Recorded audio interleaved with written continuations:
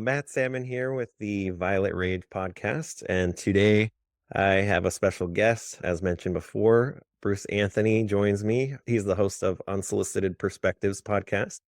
And today, excited to talk with him about his lived experience and how his experiences have shaped his perspective on different things. Looking forward to the conversation. Thank you for joining, Bruce. How are you doing today? I'm doing great. It's a pleasure to be on your show. You were on mine, now I'm on yours, and I'm looking forward to it.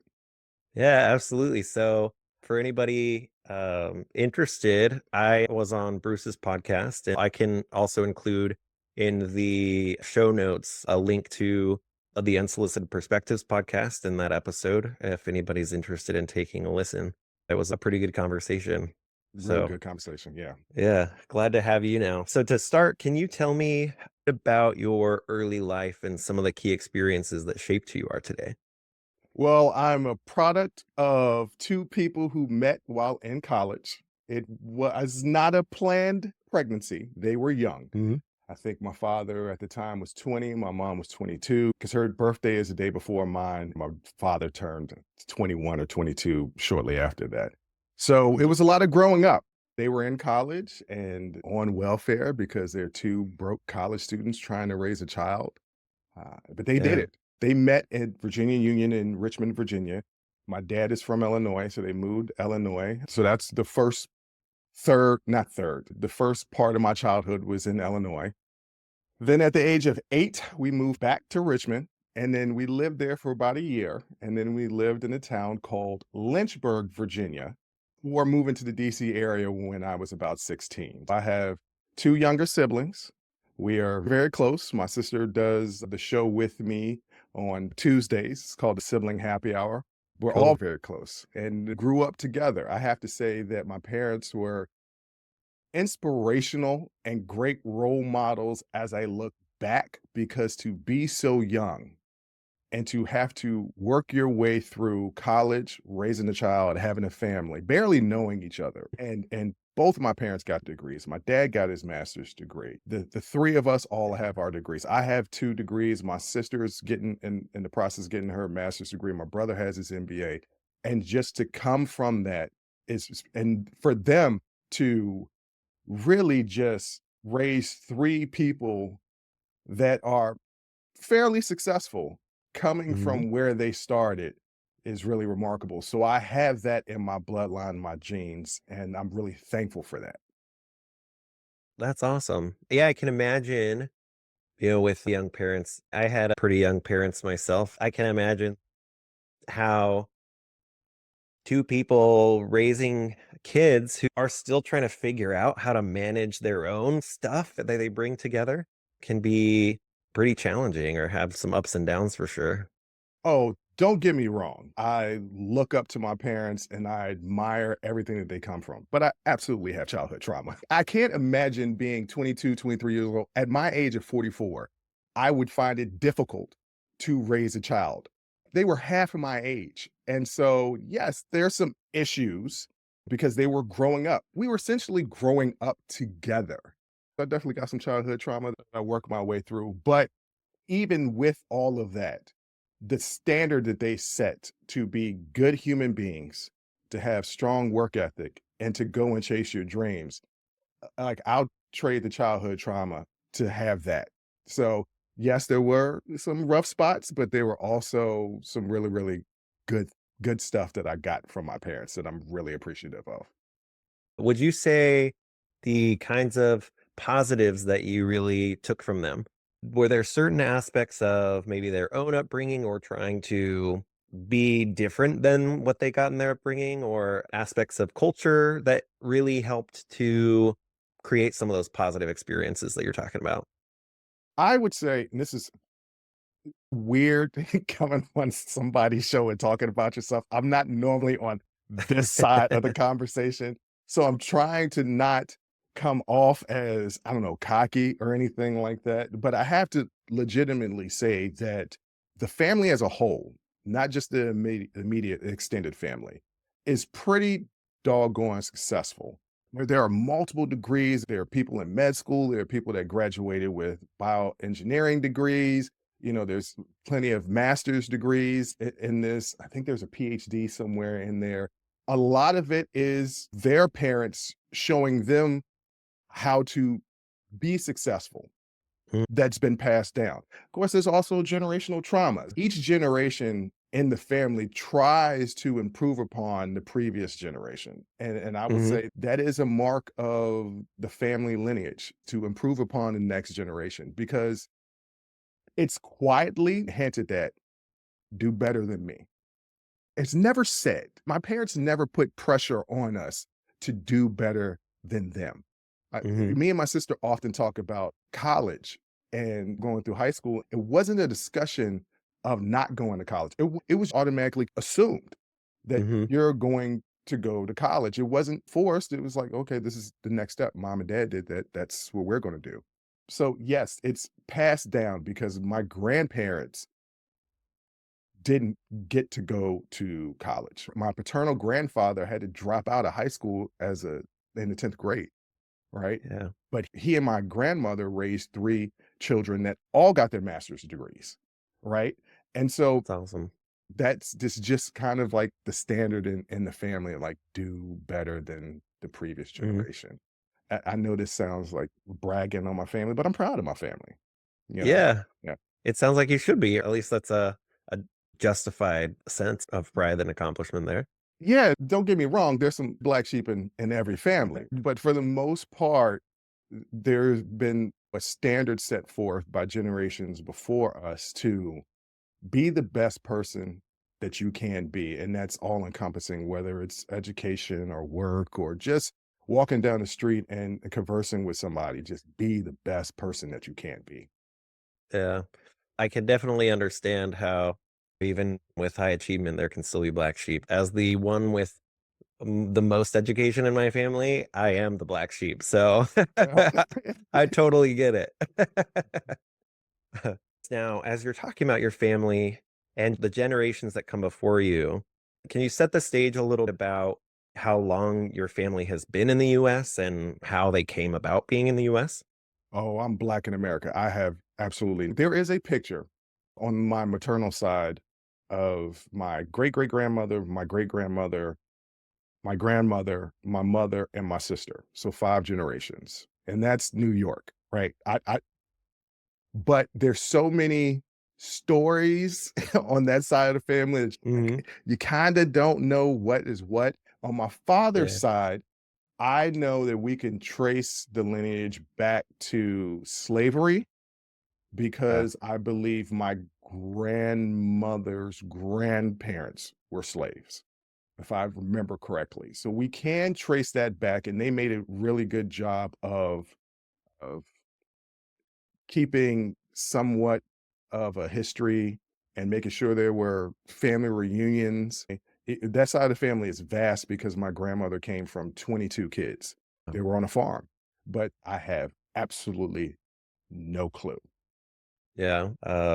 I can imagine how even just from maybe one like quarter of the side of the like your lineage, um, coming from slavery in America, but exactly what you're talking about, that generational trauma. That's hard to escape, even, just because of the system that we have. I tell people all the time that my siblings and our cousins are the first generation in our family born with all of our rights. My parents weren't born with all of their rights. Segregation. We're the first generation born with all our rights. I was born in Yeah. 1980. A couple of my cousins were born in the 70s, but Civil Rights Act was 1965. Voting Rights Act was 1967.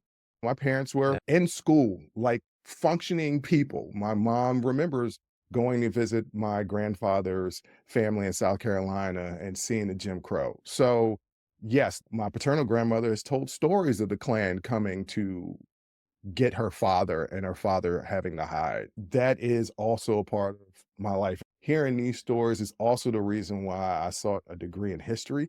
I wanted to Hmm. learn more. The public school education system, I got a great education, but severely lacking because it wasn't until college that I heard of the Tulsa Massacre. I heard about that in Yeah. 2001, and it became fairly well known in 2021. So 20 years later, that's when so there's a lot of history and generational trauma that gets passed on. My brother and sister were working in insurance and were helping with the hurricanes that hit or tornadoes, I can't remember, but the natural disasters that hit Texas a Hmm. couple of years ago. And they were Yeah. driving from Georgia to Texas. It is still being talked about in the family to be careful when driving through certain states. This was 2019, 2020. So Yeah. yes, it's still a thing very much. I feel like any of the progress that might have been gained in the last several years is already being turned back. DEI is the new N word.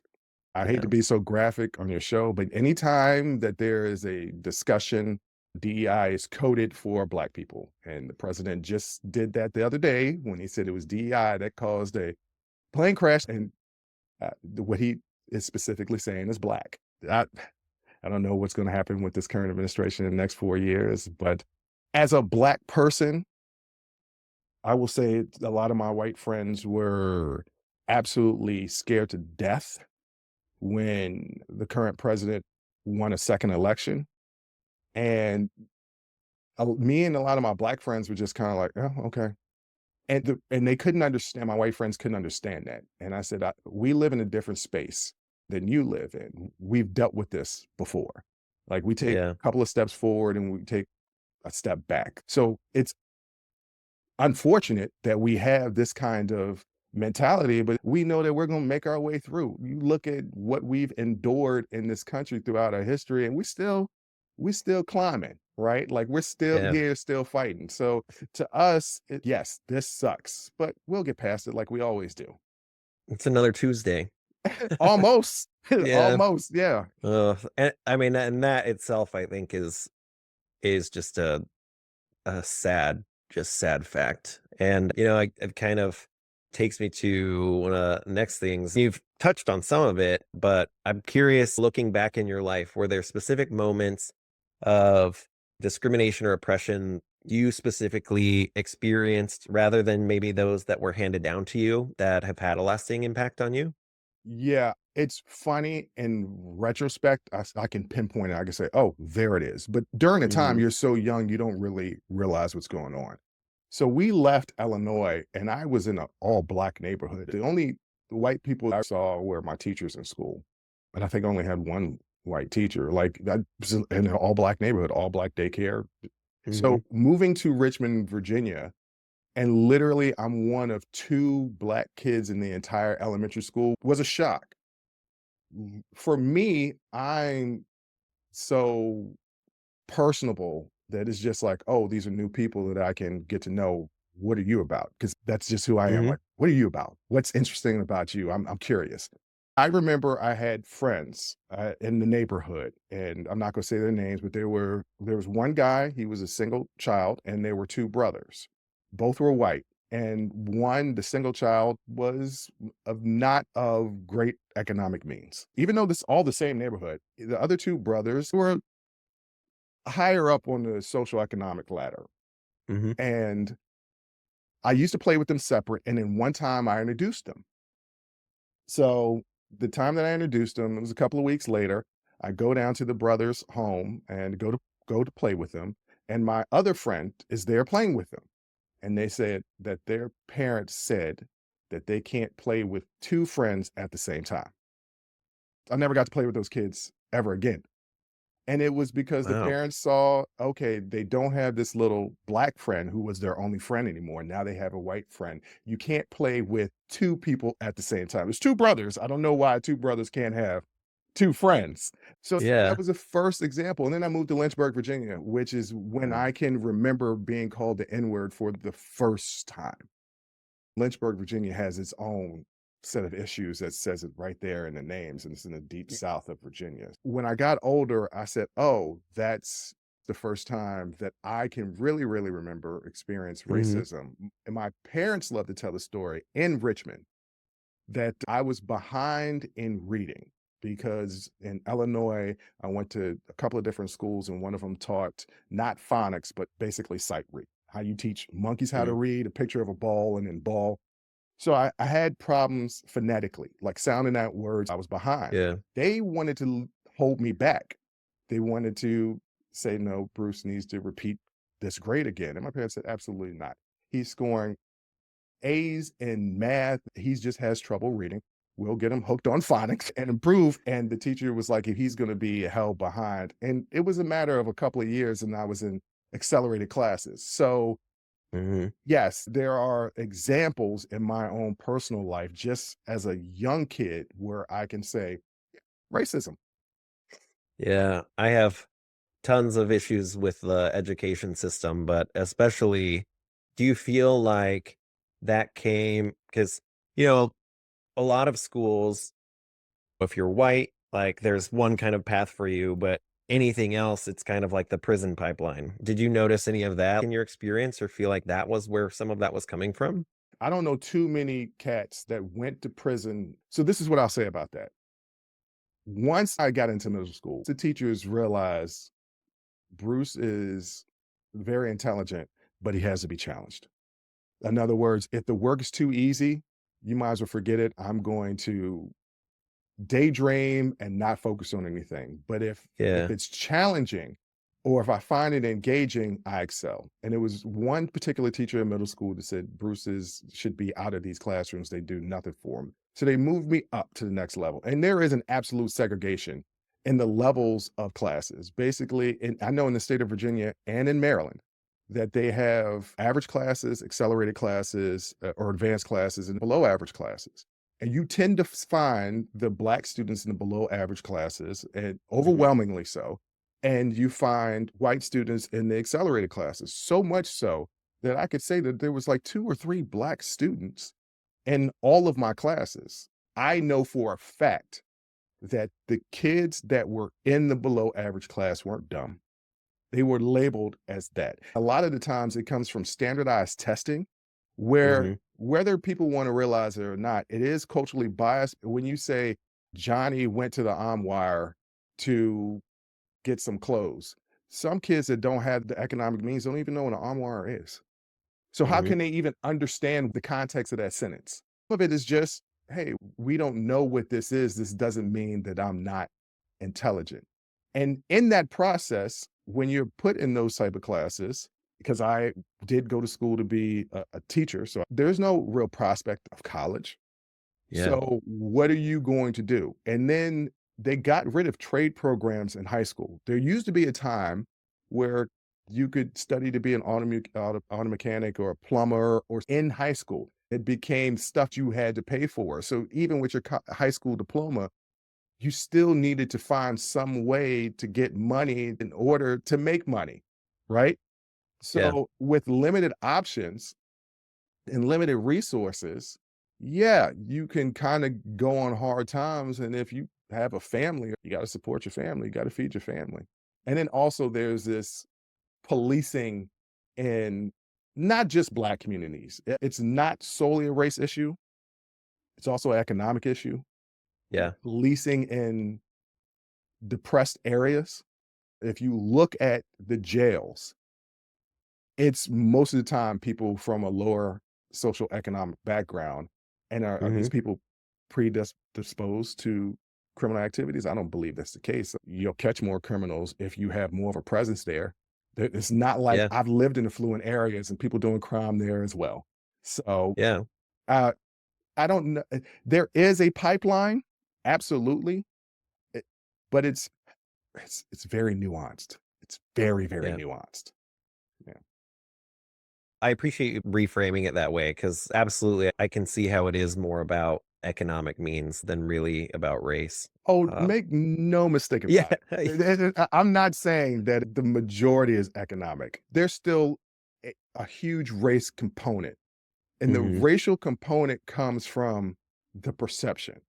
I was Yeah. talking to a friend of mine, and they were like, "Well, I don't see color." And I said, "Yes, you do see color. You were programmed to see color." And they were like, "What do you mean?" I said, "Go back to all your television shows that you used to watch. All the cop shows, all the Law and Orders.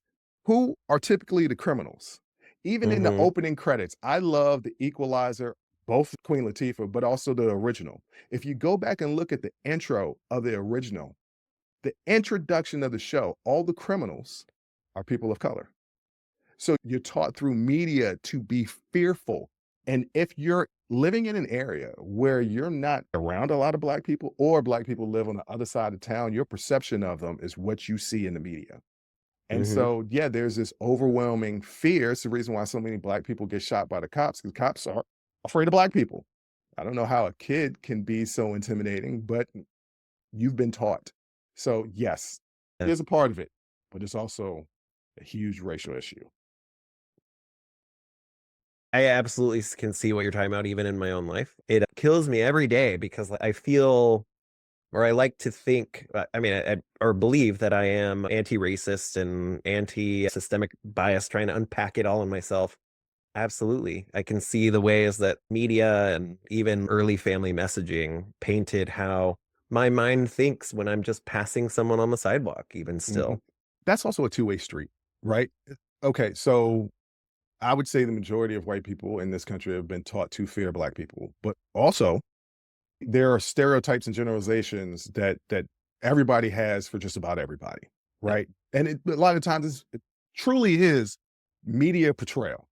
I used to think every white Southerner was automatically a racist.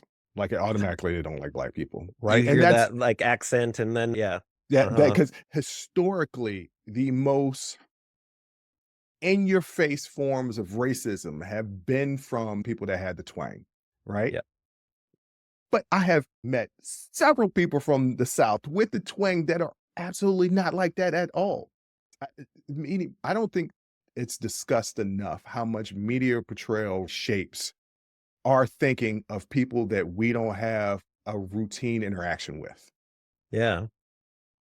I I, I know eventually we'll get to the story, but because I didn't have a lot of interaction with the people of the LGBTQ plus community, I would say that I was absolutely homophobic.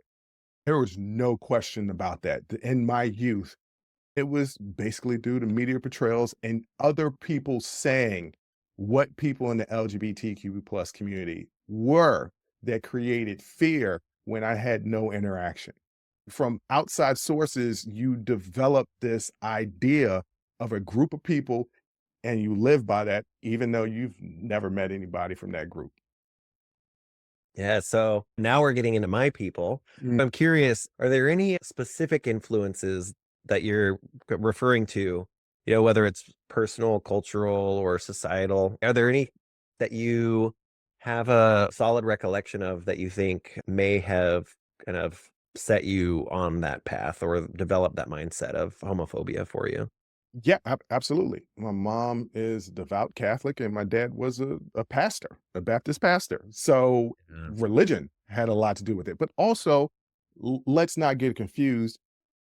Black and Latino cultures are supremely masculine, Hmm. and they look at people that have feminine characteristics as something of a weakness. Hmm. Generally speaking, things are changing in both communities, but I'm speaking of when I was coming of age in the 80s and 90s. It was looked down upon, and that's what you were taught. Honestly, there were so many people, and still are, living in the closet. I could have been interacting with somebody that was a part of the LGBTQ plus community, genuinely enjoyed them as a person, had no idea they were part of the community because they were being closeted, and that could have changed my perception. What eventually ended up happening is, one, I grew up. In college, you are expanding your reach as far as people coming from all over the world are Hmm. coming into a college campus. If you're open, you're learning about people. I tend to be pretty open. Even in my closed off stages when I was younger, I'm just Hmm. fascinated by people. So I would ask questions. Sometimes they're inappropriate. It's never coming from a malicious point. It's genuinely, I'm interested in you. I want to learn about you. So it started in college. And then what really accelerated me coming out of the homophobia phase was working in the restaurant industry in Hmm. Washington, DC. where every single one of my coworkers, not every single one, but a large majority of my coworkers are part of the LGBTQ plus community. Mhm. And you realize the thing that you fear is ridiculous. And there was a gentleman, I'm not gonna put his name out there, but I credit him of literally breaking the last remnants of my homophobia. He was a fellow bartender with me, Mhm. and a white guy, Republican from the South, and gay. He was extremely intelligent, and the conversations that we used to have, like, we both, like, grew together as people. We're in our Mhm. mid-20s, and Superman Returns comes out, and I'm a huge Superman fan. I have a Superman tattoo, Superman underwear, like, I'm Superman, okay? And he says, "Hey, I've got an extra ticket to a special screening. Do you wanna go with me?" I said, "Yeah, of course." He's like, "Just to let you know, my boyfriend is coming along." I was like, "Yeah, okay, I have no problem." And he's like, Yeah. "Wow, you've come a long way." And it didn't even dawn on me. Like, I'd already been talking to him about his relationship because I was going through my own relationship stuff. So we're going back and forth, giving each other advice on his relationship and my relationship. And I'm freely talking about the thing that I used to be Mhm. freaked out and realizing, oh, he's literally going through the same things I'm going through. It's just with a different person than me. Mhm. That's all. It's like the dynamics of the relationships are the exact same. So what am I afraid of again? And so it's just Yeah. growth and being around people who are different than you help you grow. Mhm. I think that is one of the consistent messages that I hear from people, and just because I've worked with a lot of parents who had homophobia, but their queer child helped them come out of that. But it's interesting because you still have parents who, even with that, don't get there. I'm curious because there are a lot of people with homophobia or any kind of internalized bias, and it prevents them from being willing to learn more about another's experience or get close enough to learn more. It sounds like you've had that curiosity from a young age, as you mentioned. Do you see, was there anything else that you feel like contributed to just your willingness to share space with and listen to people? This conversation is going full circle. It goes back to my family and it goes Yeah. back to be better, be a good person. So, what Mhm. does that mean? Being a good person is being nice. Well, nice can be fake, right?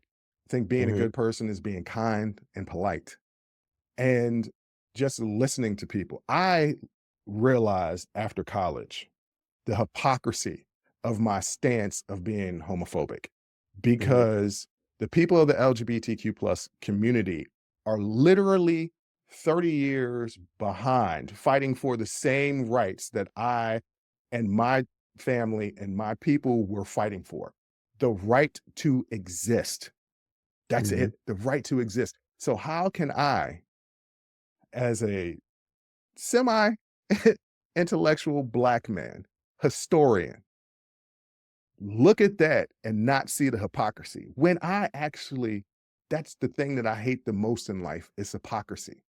Being a better person, being kind, polite, judging people for who they are, and then just opening your eyes. Like the thing that I could say to people is due to our own lives and the things that we have going around us on a day-to-day basis, we walk around like horses with blinders on. Mhm. We see straight ahead, we see us. And there's a whole world going on around you. If you just take the blinders off and you can try to see the whole view, you can really learn and grow. So, yeah, it's the family. It was be a better Mhm. person and also not be a hypocrite, right? Not Yeah. judge people before getting to know them. Now, if you get to know them and they're jerks, proceed accordingly. Yeah. But I know jerks from all walks of life. I know Mhm. really great people from all walks of life. I judge people based on who they are and Mhm. was taught from my family. And whether they realized they were teaching it, it was through their actions that they did that. Because my parents, Mhm. they're kind of introverted, but they're also very open and Yeah. welcoming. And like the three of us, me and my brother, sister, all kind of learned from that. We just took Mhm. it to the next level. Yeah. I think that's really awesome, and I love the frame about it being better. I've always liked to say, don't be good, be better, because I feel like a lot of people, it's like if they feel, I try to be a good person. So like that's all that matters, right? Try to be a better one. Yeah. Yeah. Well, everybody wants to be the hero of their own story. Nobody wants to find out that they're the villain. When people find out that they're a villain, they can go one or two ways. Either they can self-reflect and try to be better, or they Hmm. can repel it and become more defiant and stay in their stance. That's what you see with a lot of people, especially nowadays. Is like, okay, let's try to be better. No, don't Hmm. tell me to be better. I'm just fine the way I am. It's you that's the problem. People don't want to self-reflect because if you self-reflect, you might find out you're a villain, and nobody truly wants to be the villain. Everybody wants to be the hero. So Yeah. yeah, I like that. Be better, not be good. It sounds like that was the message you got early on, and that drove you to grow in the ways that you have. I, I got Hmm. really lucky. If my family had never moved from Lynchburg, Virginia to the DC area, I don't know where my life would have taken me Hmm. because Lynchburg was very segregated. There were not a lot of nationalities. So I wasn't Yeah. experiencing different cultures. When I would go to New York, because my family's from New York, so I would spend a lot of time in the Bronx. New York is still also very segregated. It'd be in these areas where everybody's still pretty much the same, even though they're different nationalities, people act and move the same. Hmm. It wasn't until I moved to DC where you were just, at that time, it was overwhelming the different nationalities and religions and cultures and foods that I was introduced to. I got lucky. Not everybody is lucky to go from a small town to a big town and be exposed to diverse Hmm. things. And that helped my process. I don't know that I get here if I'm not living in the DC area, am not working in the restaurant industry, did not go to college, right? I don't know that I get here. So Hmm. yeah, I put in the work, but also I got kind of lucky.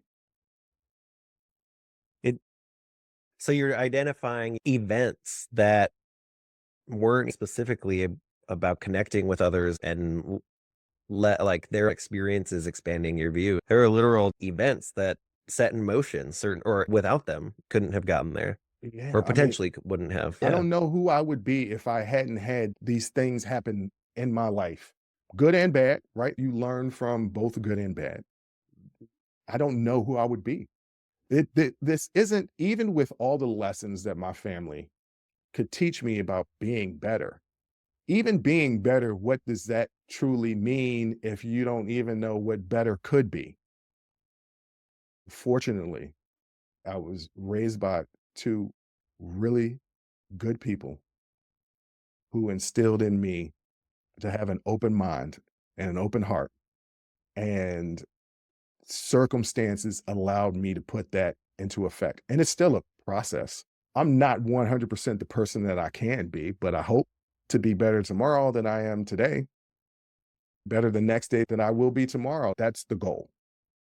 I think that's the ideal. I don't know that anybody on their deathbed is the best that they potentially could be, if they had more time. I feel like we all can be, there's always something we could be better at. There's always room for growth. Yeah. Or I guess I should say on their deathbed, they are hopefully the best they, Yeah, yeah. you better hope so. Yeah. You better hope so. Yeah. How has your own evolution influenced your relationships in your life? Mm, that's interesting. That's still an evolution. I would say I was once married and long I've been divorced for a while now. And that interaction I've grown from in my dating life now, right? Hmm. Learning new things like neurodivergence and the autism spectrum, Hmm. ex- and being able to explain certain people's actions that I may have taken offense to because that's just the way that their brain is wired. I'm looking at it, you're selfish. You're only thinking about yourself, and their brain is just wired a certain way. It comes up with my brother and sister all the time with ADHD.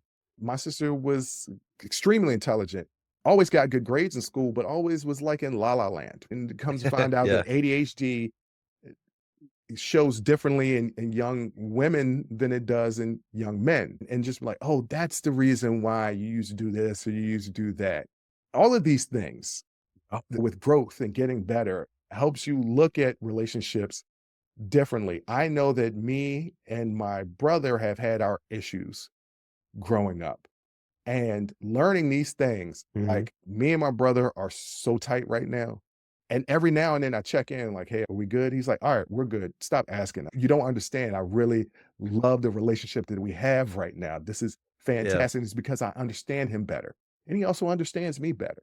So Hmm. learning about these things, going through different scenarios and interactions with other people can teach you about your relationships with people that are close to you.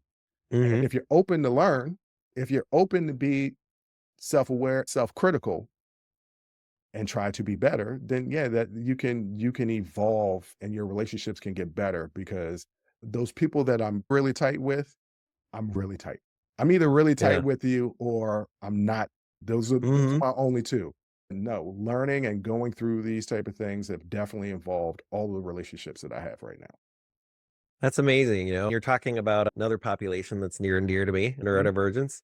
I know you mentioned ADHD and autism and that your sister has ADHD. Does that mean your brother is autistic?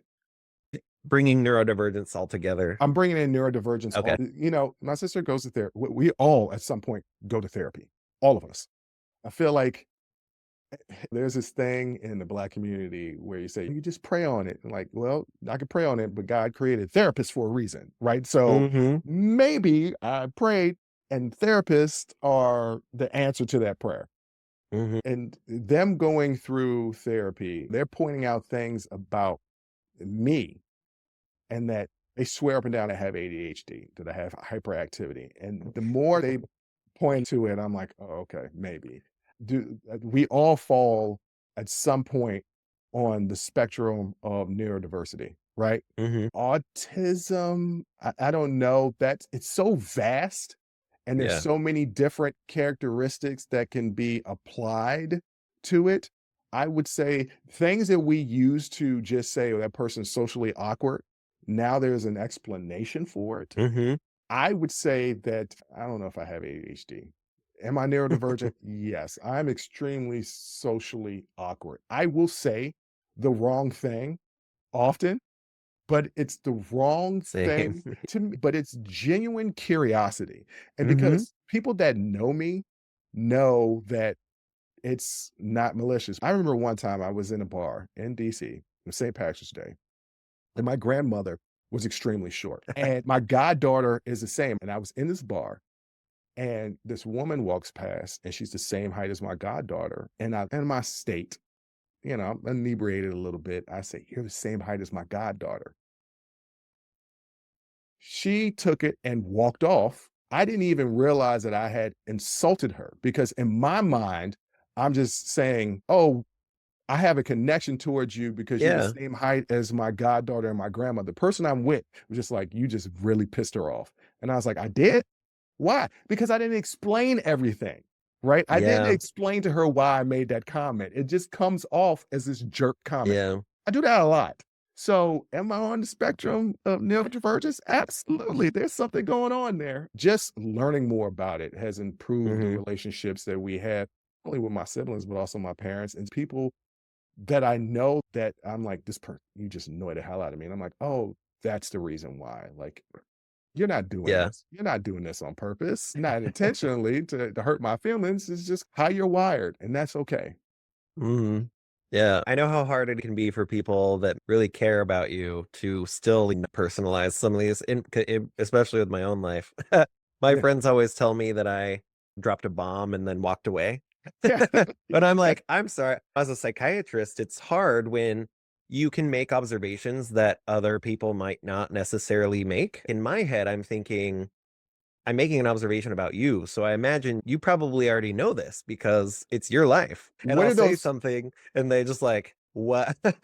what are those for in psychology? Isn't there the 4 points of how you see yourself, how other people see you, the thing that you can't see about yourself. There's something I remember psychology 101. I didn't do well in that class, but I remember there was this 4-part diagram of you as a person. It's just how you view yourself, how other people view you, and your blind spots. And to you, it's like, don't you know this about yourself? And they're like, no, Yeah. I don't have any clue that this is who I am.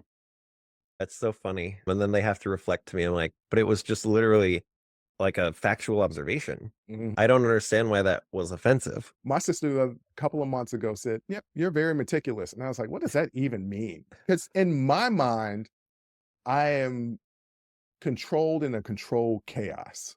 But she says, "Nope, you are very regimented and very meticulous in your actions." And she starts to show examples. And I'm like, "Oh God, I am." And I was going through my day schedule of meetings Mhm. and things that I have to do. I was talking to a client about it, and I'm thinking out loud, running through my schedule out loud to myself. And she was like, "Oh my God, that just gave me anxiety." I was like, "What are you talking about?" She was like, "That's what goes on in your head?" I was like, "Yeah, what did I do?" She was like, "Okay." She said, "This is what you said. You wake up at 8:30. You have to do this and this before 9:30 before you start your first meeting. And then you have to do this, this, and this. You can leave yourself 15 seconds to do this pre-workout shape before you go to the gym. The gym is going to be from 12 to 1:30. You got to come back. You got to shower and eat before 2:30." And that's just how I work. My day to day, absolutely planned out. Everything to the minute. Do I leave room for interpretation? Absolutely. One thing the women I date have always said is that I'm very easygoing, like, "Hey, whatever, we could do whatever. As long as I can have a drink, we can do whatever you wanna do. I don't really Mhm. care." But we gotta set aside, like, we're doing whatever you wanna do, like Friday, right? Don't surprise me on Saturday at the last minute. I'm not a last minute type of person, because Mm. I gotta mentally prepare myself to be out in the world. Yeah, So it's like, "Oh, I get okay." that. Yeah. So it sounds like not only have your experiences shape how you see others, but even how you see yourself. Yeah, that took a while though. I credit my ex-wife.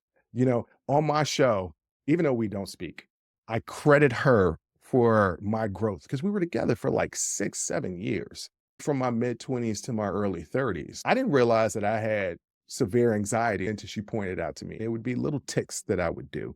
She was like, "You're anxious Mhm. right now. What's going on in your head?" Because she was in therapy. I was like, "There's nothing going on in my head. I'm fine."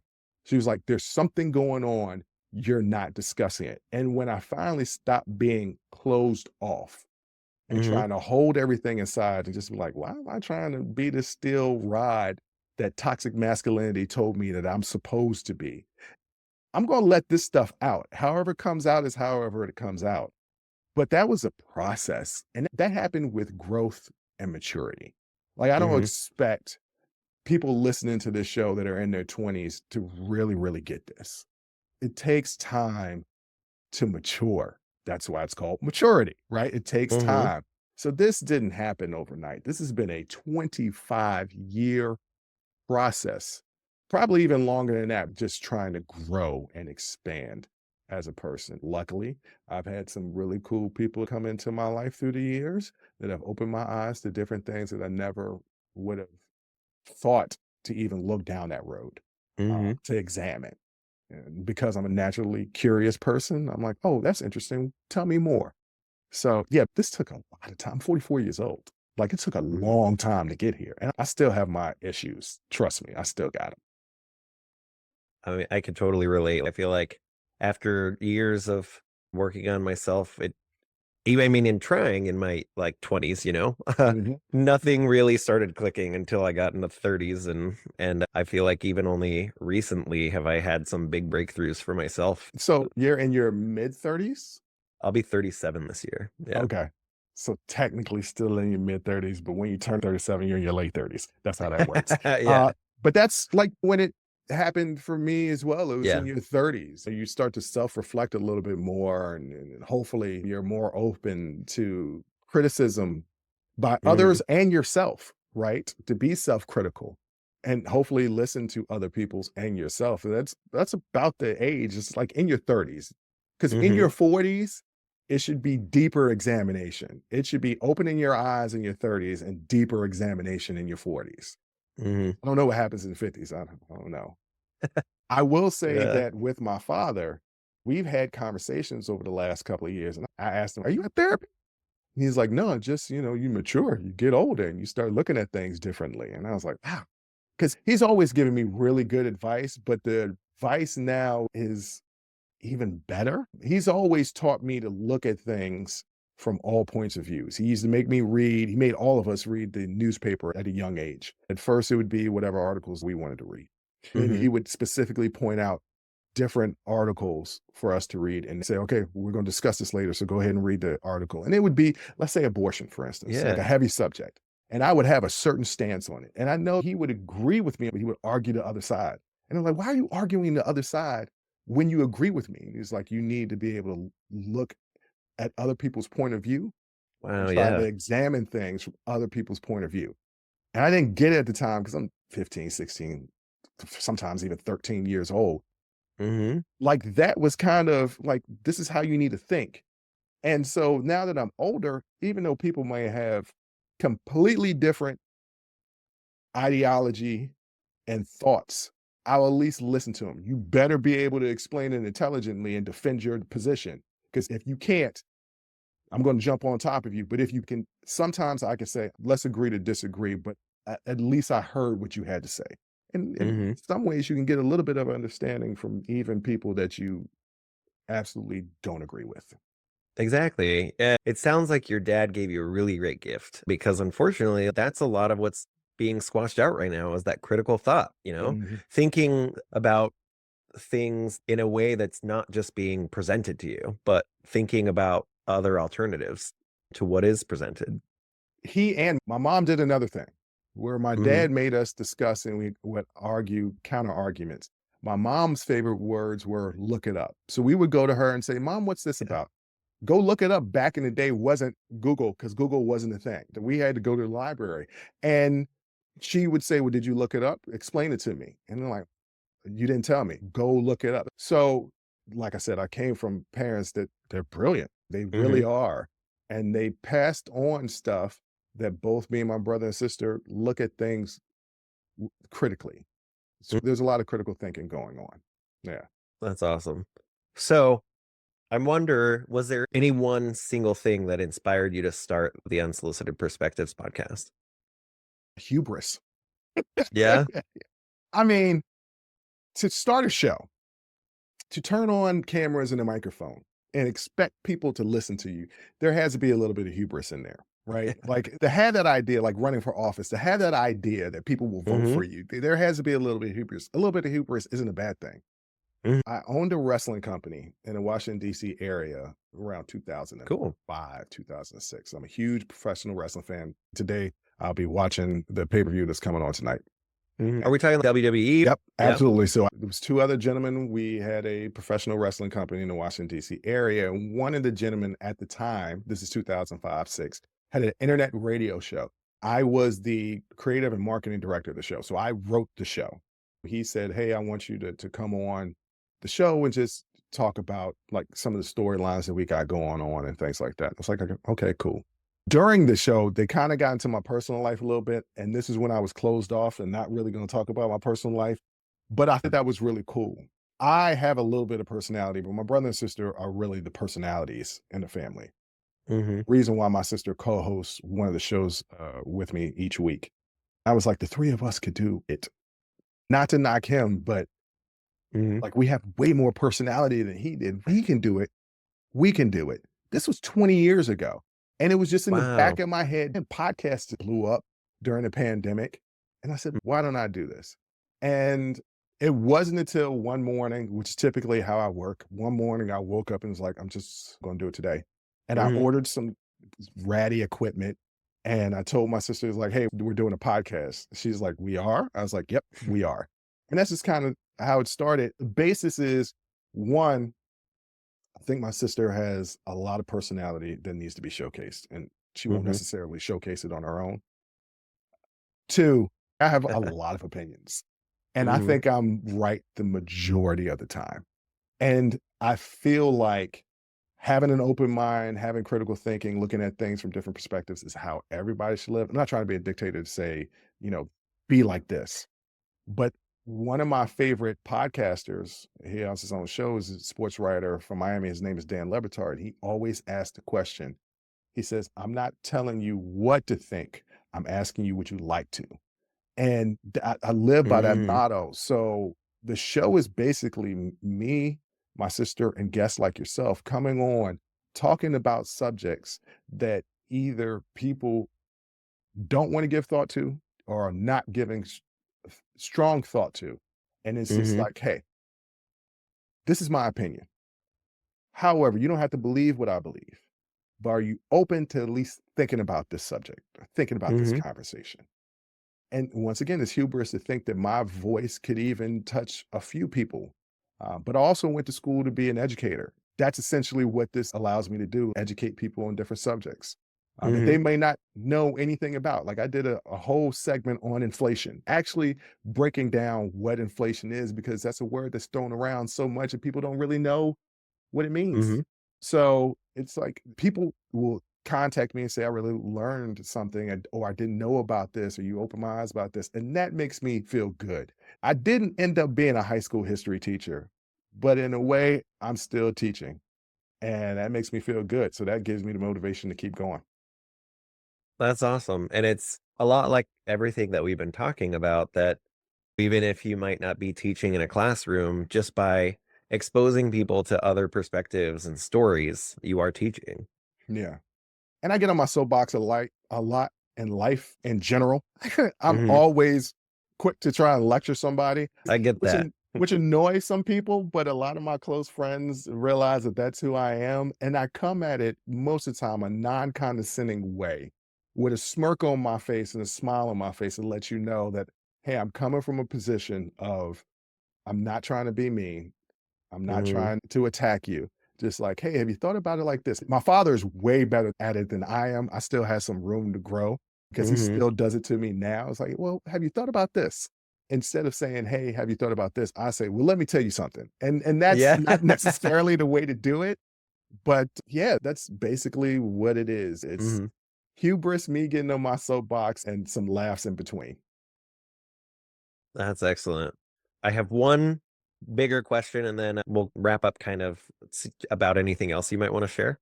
Going back along what you were just describing, or just talking about your podcast, have you ever had a guest on your podcast that completely shifted your perspective on something?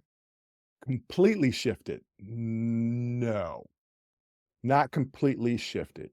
When you say completely shifted, you're talking about doing a complete 180. So I had Stephanie Carlizales, the guest that I had on my show. She was a professor at USC or Berkeley. She wrote a book Mm, about the unaccompanied migrant children.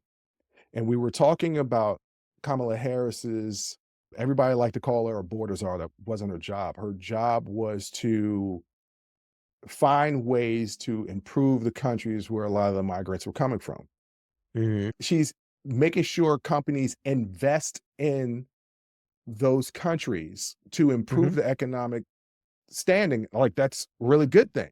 She's like, it is a good thing in theory.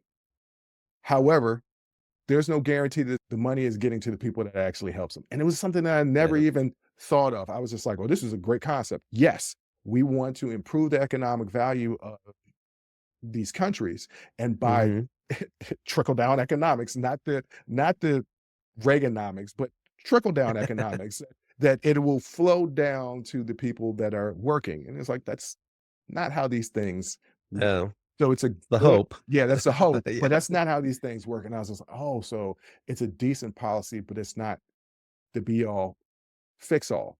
I was like, mhm, oh, okay. And there's been other people. I had an expert, a porn expert on, mm, and he was explaining the addiction to pornography, and there were just things that I learned about that that I'd never even thought of. mhm, How just like with anything, you have one drink a night when you come home from work. Maybe one night it's a little extra. Then that becomes a standard, and your tolerance goes up, and then you need to have more of it, and mhm, how it's affecting the younger generation because it's more readily available. There are times when I have guests, like when you were on. And we were talking Mhm. about your life and your upbringing, and I learned more about the LGBTQ plus community than I did beforehand. So I'm always learning, but Mhm. shifting my thought, I guess, I don't know if it's as I'm learning. That's an interesting question. I don't know the answer to that question. As I'm learning, my positions are always shifting. My Mhm. belief is that I don't care what anybody is doing as long as they don't hurt anybody. I don't care. You could be a drug addict, right? As long as you don't hurt anybody else. And people will say, well, they're hurting their family. But I mean, there's a lot of things that we could do to hurt our family, right? I'm talking about literally Mhm. hurting somebody, harming somebody else, right? Yeah. I don't care what you do. It's not my life. I'm not the judge, jury, and executioner, nor do I want that type of power. So I'm not going Mhm. to judge you because I don't want you judging me. Are you trying to be a better person? Are you kind? Are you polite? Those Mhm. are the only things that matter to me.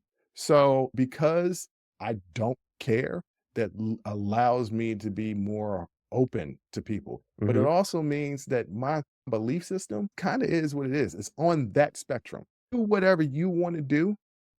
I'm not going to judge you because I don't want you judging me. As long as you're not hurting anybody, go do you. And that's just how I live. So yeah, I don't know that there's been like these major shifts, but there have been things that have been introduced while doing this show to me that have definitely expanded my perspectives. Mhm. Yeah. Okay. I can follow your thinking on that as well. When the foundation of your belief system is just respect others and like their choices, it helps evolve the way you think about that or the way you apply it in your life, Yeah. but doesn't necessarily shift that foundation. Yeah. That Yeah. foundation, that's the foundation. So there are individual ideologies or individual subjects that obviously I've grown over the last Mhm. 25 years. So things have shifted. But yeah, that question was a doozy. Well, I've heard you say some things that I identify with as well. And I recently heard a philosophy that I think you would probably align with. And that was kind of to the point about being right. And I wonder if this reframe would align with you. I recently heard this and I've kind of adopted it myself is that I don't need to be right. I need to be correct. And so if you can show me why my thinking is not correct, I will change it to be correct. It's not about being right in the or winning the conversation. I need to have the correct information, and when it's presented, I will change. Yeah, I'm absolutely still in that. I don't have this overwhelming need to be right. Is being right fun? Yeah, I love being right. Like anybody doesn't love being right, but I don't mind being wrong. I don't expect to know everything. I have some hubris, but I don't think I know everything. So yeah, being correct. Yeah, if I'm wrong, okay, correct me. Yeah, I like that. I've always felt like I thrive on feedback because I want to be correct about everything. Okay. So, is there anything else you would like to add or share that maybe we haven't covered? Or even just about how to connect with you, things like that? Well, you can always go to unsolicitedperspectives.com that has all of our information, all of our episodes. We are filming our 200th episode Wow. tomorrow. So I'm really excited about that. We release shows every Tuesday and Friday at 2 p.m. The Tuesday show is a sibling happy hour with my sister. Hopefully, I steal this from Jim Valvano, a former coach from NC State, that said, if you laugh, cry, and sit in thought in one day, that's a full day. So we try to make you laugh, cry, and sit in thought. That's what the goal is for all of my shows. I stole that from Jimmy V. Ours, some hijinks on there. And then Friday is always either me by myself or interviews like I did with you.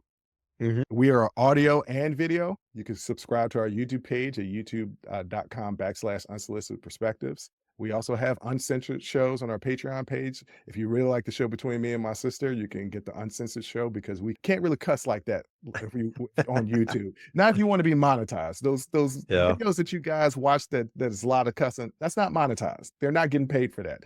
We are not, so we need money so, to keep this Hmm. thing afloat. But yeah, so my ending message for everybody always is, to steal it from Dan Lebitard, I'm not telling you what or how to think. I'm asking you, would you like to? And just to be a better person, be kind, be polite. That's all you have to do in life. And you will get so much fulfillment just by doing those things. Mhm. So that's pretty much it. That's a perfect wrap up. Thank you so much, and thank you for coming on the show. I really look forward to putting it out there for everyone. Yeah, I really enjoyed this. You got me to talk a whole lot. I don't normally talk this much, you know? And when you do the transcript, there's going to be a lot of words coming from me, but I Mhm. really enjoyed this. This is only the third time that I've appeared on the podcast. Typically, I want you to come on mine. I don't want to come on yours. But our conversation was really good. I was like, yeah, I'm going to go on Dr. Matt's podcast because he's going to ask me some really good questions that's going to have me in thought and I can learn something from his questions. So I thoroughly enjoyed this. And I hope your audience does too. I think they will. Yeah, I think just exposing people to new ideas. So hopefully they can come with the curiosity and critical thought that you approach all things with. That's the goal. All right, well, I'll sign off here and thank you all for listening.